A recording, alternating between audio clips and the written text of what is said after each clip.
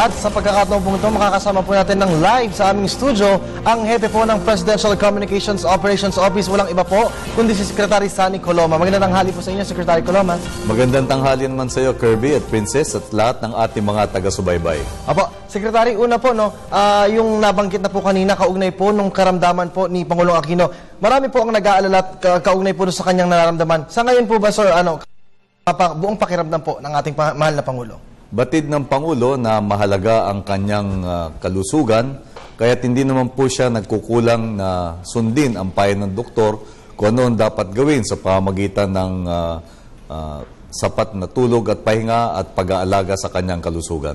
Opo. Secretary, dire-diretso pa rin po ang campaign sorties po ng Team Pinoy. Hanggang kailan po ba, mayroon po bang inaasahan na dates po o kung hanggang kailan dadalo ang mahal na Pangulo sa mga campaign sorties na ito, lalo't nalalapit na po ang eleksyon? Sa akin pong pagkaalam ay ma-maximize po ng ating Pangulo ang lahat ng pagkakataon para maisulong ang kandidatura ng Team Pinoy Senatorial Slate at ang Team Pinoy sa lahat ng ating mga pamahalaang lokal hanggat sa kahuli-hulihan pong araw na autorisado ito ng batas. Opo. Kamakailan po ay nagdiriwang po tayo ng araw po ng paggawa kahapon po, sir. Ano po ang inyong assessment sa pagdaraos po ng jobs fair po nationwide? Ang mga po ay malaking tulong sa ating mga mamamayan na humahanap ng trabaho o humahanap ng asenso sa pagtatrabaho. Kahapon po ay 75 job fair ang nag-alay ng lampas sa 400,000 job opening sa ating mga kababayan. Tanda po ito na marami pong pagkakataon na bukas dyan. Kailangan lang po sigurong palakasin ang kakayahan ng ating mga mamamayan para mabawasan po yung number of unfilled vacancies dahil po sa mismatch ng pinag-aralan sa kolehiyo sa pangailangan ng industriya at kalakal. At sir, for clarifications lamang po, pangalawang beses po ay nagkaroon po ng pakikipagdialogo po muli si Pangulong Aquino sa mga leader obrero po sa mga manggagawa at inatasan niya po ang mga gabinete po niya na iprioridad po yung ating pong mga manggagawa. Ano po ang clarifications po tungkol po dito, sir? Kasama po talaga yan sa programang pangreforma ng ating Pangulo. Batid natin na ang tema ng ating Philippine Development Plan ay asenso sa lahat at walang maiiwan dahil inclusive growth ang ating layunin. Kasama po sa konsepto ng inclusive growth, yung pagtiyak ng mga manggagawa na bumubuo ng backbone ng ating ekonomiya ay may sapat na kakayahan, may sapat na kalinangan at may sapat na pagkakataon para maisulong ang asenso ng buhay ng kanilang pamilya. Kaya po ito ay masinsin na tinututukan ng ating Pangulo na tinutulungan po ng buong gabinete.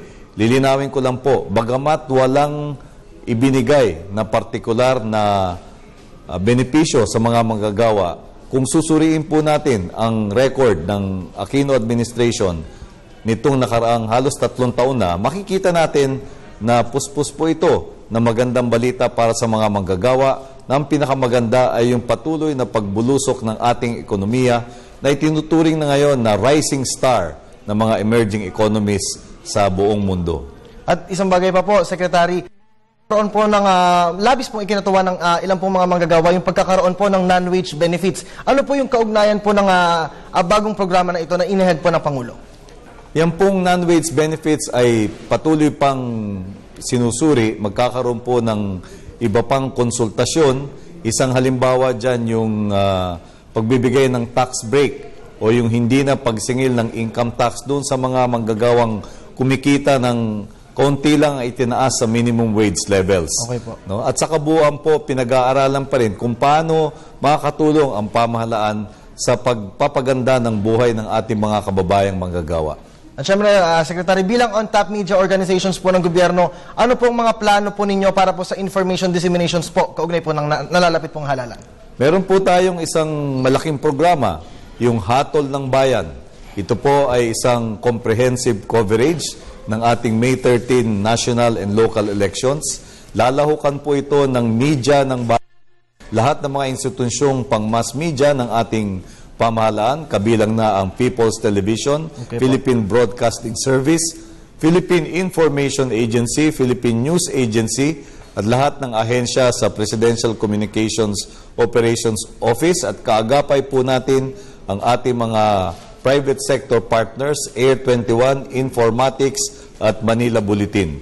Inaasahan po natin na ito ay magbibigay sa ating mga kababayan ng pinakahuli, pinakapresko at makatotohanan at makabuluhang coverage ng ating darating na halalan. Okay po. Sir, kukunin ko na rin po ang inyong pong reaksyon kaugnay po nung pagkakatakas po ni Cesar Mancao po sa NBI detention cell po. Ano po ang inyong reaksyon po tungkol po dito? Ginagawa po ang lahat ng ating mga otoridad, lalong-lalo na ng NBI at ng Department of Justice, para matuntun po at maibalik po siya sa custody sapagkat hindi po pinahihintulutan na mangyari ang mga bagay na ito.